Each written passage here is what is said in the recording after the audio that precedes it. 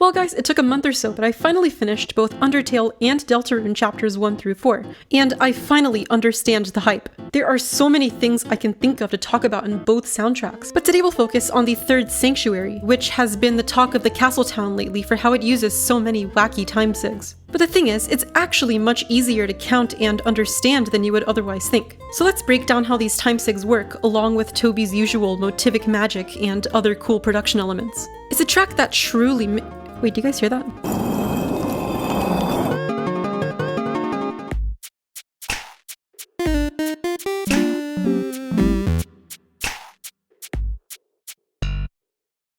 The third Sanctuary is a track that plays near the tail end of Deltarune's Chapter 4. I'll try to keep this as spoiler-free as I can, but as we are talking about story and themes, there will obviously be Chapter 4 spoilers. But seriously, if you haven't played Deltarune yet, what are you even doing here? Okay, so the third Sanctuary refers to the third Dark World of Chapter 4, inside of the main hall of the church. The theme does indeed reference the previous two Sanctuary themes, but we'll talk about that in a second. First, let's check out this intro.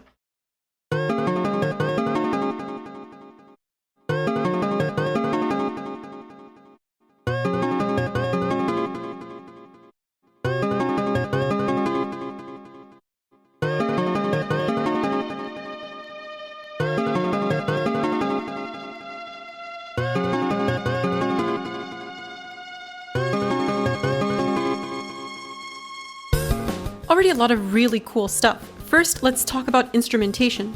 We have 5 main components in this tune. In the intro, we have this synthy organ-like lead with a similar bass underneath. Later, we also hear drums, voice, and strings, and I guess some other shimmery effects over top. The instrumentation is of course very fitting of the Dark World Cathedral setting, especially with the organ synth, strings, and choir we'll hear later. Much like many other Toby Fox tracks, this tune is not in standard A440 tuning, instead just a little bit flat, to my ears somewhere around the 432-ish range, or flat by 31-ish cents.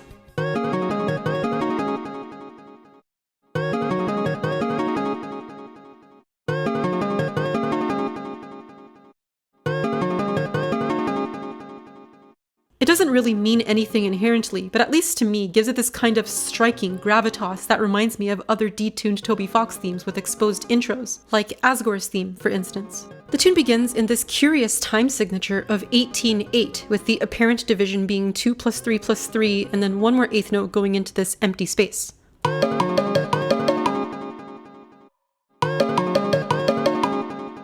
It's actually a really cool example of a time signature being mostly an expression of the loop versus a felt, clear groove in 18. We have something going on for like half the measure, but then empty space fills up the rest. In fact, you can only hear it's 18 eighth notes long if you're able to continue counting through the silence.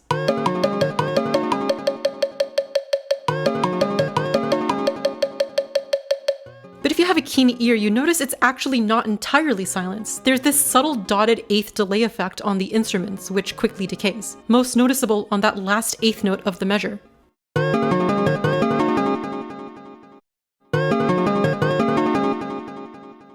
Something I find really interesting is the automation on the delay effect. There's this consistent hard cutoff after 5 repetitions of the last note of the measure, probably done by manually automating the output of the plugin.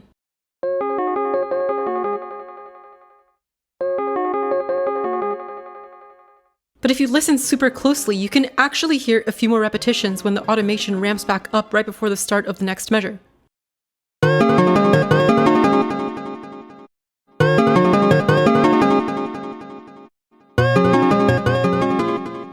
It initially seems a bit sloppy, especially if the intended effect was this hard silence before the start of the next measure. But honestly, I love these kinds of things. These almost imperceivable and inconsistent imperfections add so much humanity and character, especially in tunes without live instruments. But okay, let's finally talk about the notes. The main melody in the lead just repeats the same rebounding figure, bending into every first and sixth note. The harmony lines and bass change under this, outlining a kind of 1 minor, flat 6, flat 7 chord progression.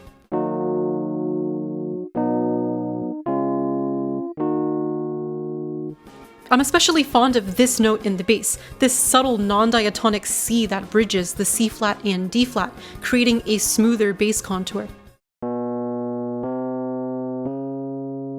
Looking at the specific sonority as a vertical slice, it's actually kinda gross, with the bass having a bit of dissonance with the melody.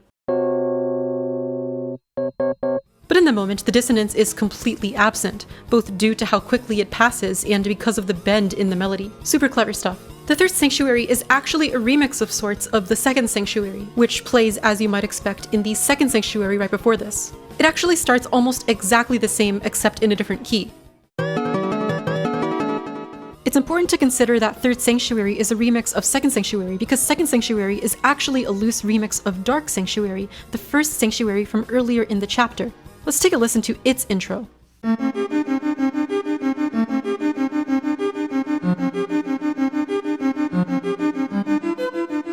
They otherwise sound rather different, but if we isolate this little segment, we can immediately hear its resemblance to the main motif in the second and third sanctuaries.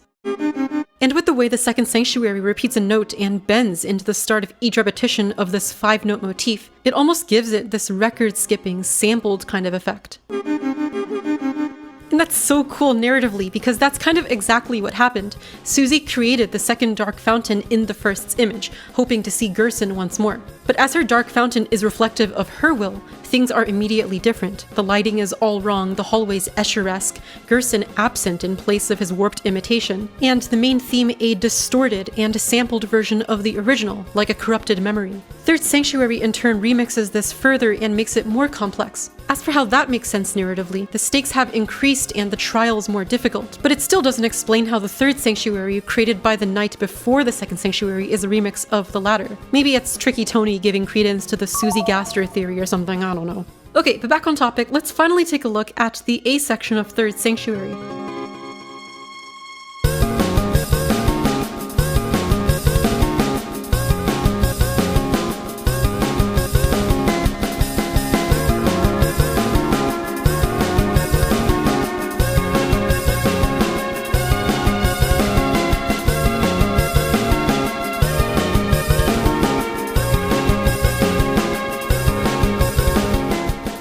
The drums come in, helping to establish our switch to the elusive 11-8, except for this one 15-8 measure.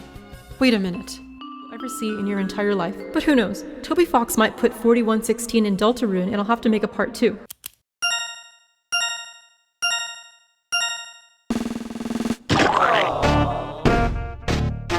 But anyways, the 11-8 stuff is very similar to what we've heard earlier, just missing the empty space at the end, still divided in 2 plus 3 plus 3 plus 3. In fact, one thing we'll see throughout this entire tune, and the reason why it's actually deceptively simple to count, is because of the modularity of the meter.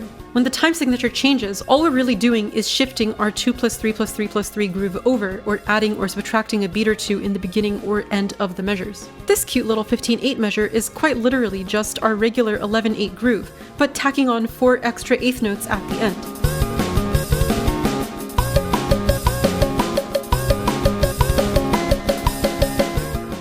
For this reason that despite the more common notation of the intro as 9-4, I chose to notate it as the more uncommon 18-8, as I feel it provides a lot more clarity in how this section is just our 11-8 groove plus 7 eighth notes of empty space. After this fun little 15-8 measure, we stick to a consistent 11-8 groove when the strings come in, hitting mostly expected harmonies in line with the arpeggios in the lead. Then we go to a rather contrasting B section, switching to a 5-8 groove, felt in the more uncommon division of 5 as 2 plus 3 versus the more common 3 plus 2.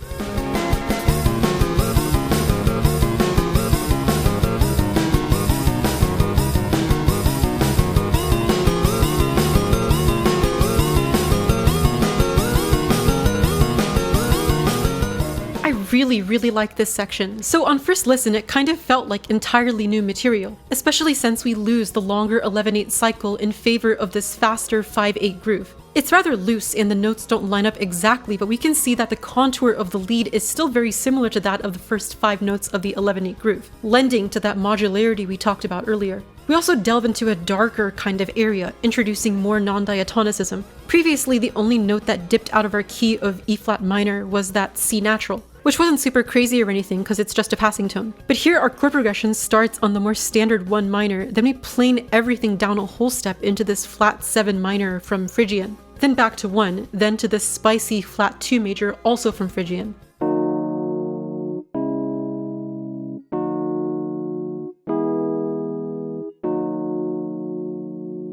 The faster 5/8 groove with this darker harmony really ramps up the intensity, and as I mentioned previously, is a wonderful contrast to the harmony and longer groove cycles from earlier. And another really cool Easter egg that took me a while to notice is that the bass line actually outlines one of the leitmotifs from the legend.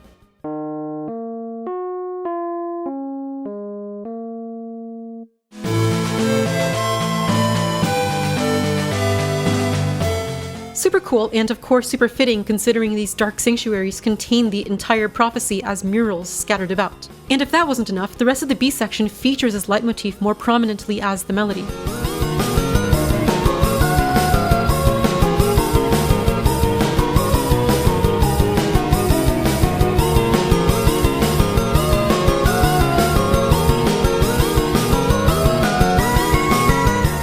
This synthesized voice cuts through with the legend theme as the melody, but squished into this awkward 5/8 versus its usual appearance in a more even 4/4 or 6/8. And not only that, but something really interesting is how it completely disregards the rest of the groove being in 2+3, instead rather firmly dividing each measure into 3+2 for the majority of the melody. Near the tail end, we even cross over the bar with a 2+2+2+2+2 kind of thing. And the overall effect is destabilization and discomfort. Even though 5/8 is a bit funny, it repeats enough in the 2+3 groove that we're able to latch onto it and settle in. And we've heard this legend leitmotif enough earlier in the game that we're actually quite familiar with it. But here we superimpose this stilted 3+2 version of the motif over the 2+3 groove, making things feel a bit wonky and off balance, really playing into the themes of uncanny unfamiliarity introduced in the second sanctuary. The melody falls off into these decaying long notes where strings harmonize underneath.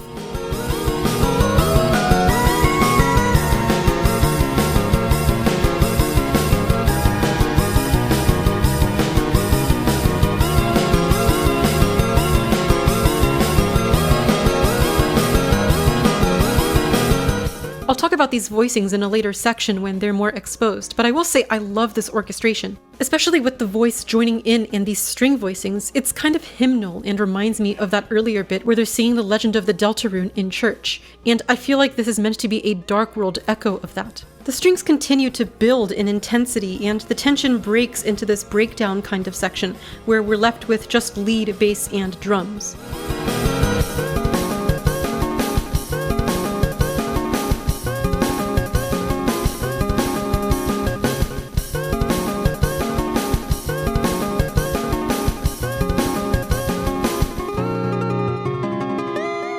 It's so prog, I love it. We start this section with our familiar 11/8 thing, but actually shifted over by 1/8 note. We typically have 2/8 of rest at the end, but here we distribute the rests evenly, one at the beginning, one at the end.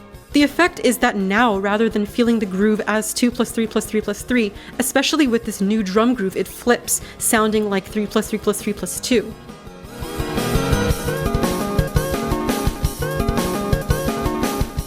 Something weird happens in the third measure. We quite literally truncate the groove, chopping off the last 8th note, which leaves us with a measure of 10/8. Then we do the opposite, adding an extra 1/8 of silence to the end of the groove, giving us a measure of 12/8. This is all a really cool example of that modularity and translation we were talking about earlier, but also a good example of the importance of time signatures and notation for the purpose of clarity. The 10/8 plus 12/8 take up the same duration as two measures of 11/8, so we could have technically just kept 11/8 for this entire section, which does look nicer in that regard. But with the time sig changes, it's not only much clearer to see how the groove is affected, but more importantly, it's also how it's felt. The next phrase restarts our two measures of 11, then goes into two measures of 12. The groove leads into our exposed lead, playing this hopeful melodic figure that leads right back into a repeat of the A section. We go through the form once more until we get 2/3 of the way through the B section.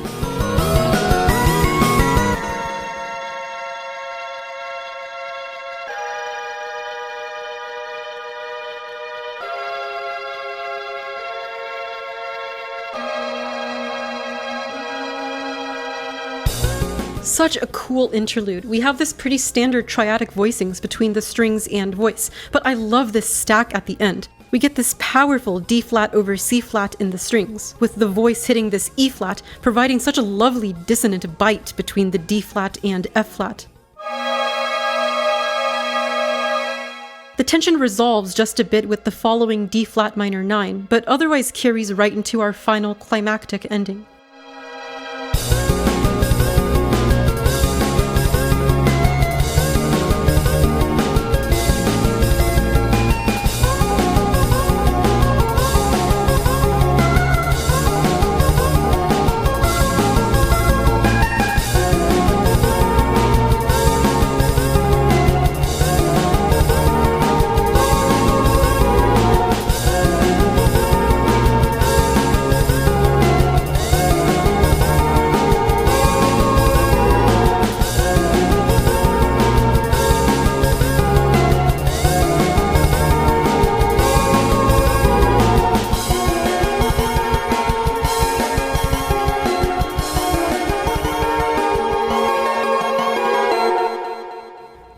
So powerful. The main melody comes back in with the drums and bass, while the strings fill up that middle space. The most immediately apparent difference with our earlier theme is that we're switching between 12 and 11 every measure. The 12/8 measure is very similar to our breakdown section, starting with an 8th rest, but the 11/8 measure starts on the downbeat, much like the A section. The effect is this almost continuous 23/8 kind of groove, felt as 3 plus 3 plus 3 plus 3 plus 2 plus 3 plus 3 plus 3.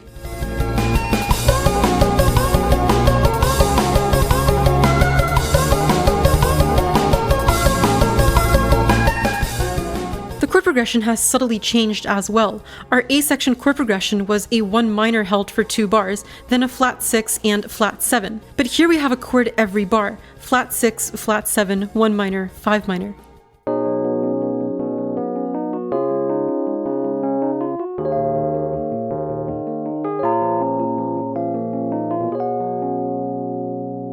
It just has so much momentum, climbing upwards until we reach that 1, then falling to start the ascension once more.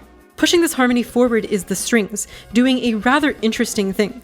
Rather than changing at the start of each measure, they actually come in slightly early, at seemingly different intervals within the loop. It honestly sounds a bit jarring once you notice, but I think the reason for the offset was to add a touch of instability to the division of the groove, much like the earlier 5/8 with the melody. The voice comes in shortly afterwards, doubling the lead, before splitting off into a subtle allusion to a different motif from the Legend theme.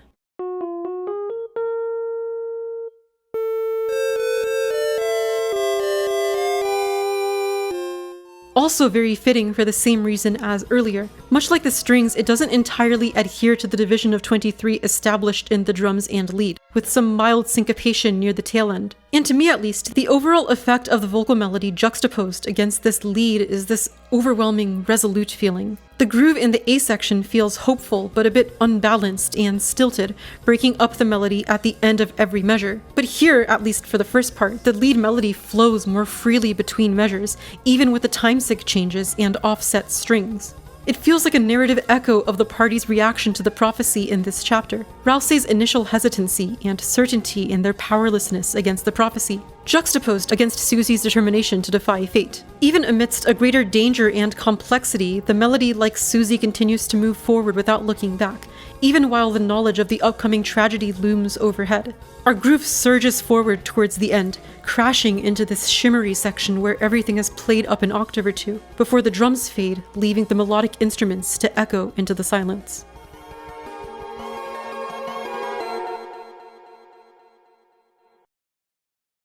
An absolutely amazing tune that lives up to the hype. You guys bullied me enough in the comments, Twitter, and for some reason my email, that I actually ended up playing both Undertale and Deltarune, and I'm glad I did. So many amazing tunes. Please continue to suggest more bangers for me to check out in the comments, smash that subscribe button, and please consider supporting me on Patreon. Keep looking for cool Easter eggs in Chapter 4 while we wait for Chapter 5. I could have sworn I saw something weird the other day.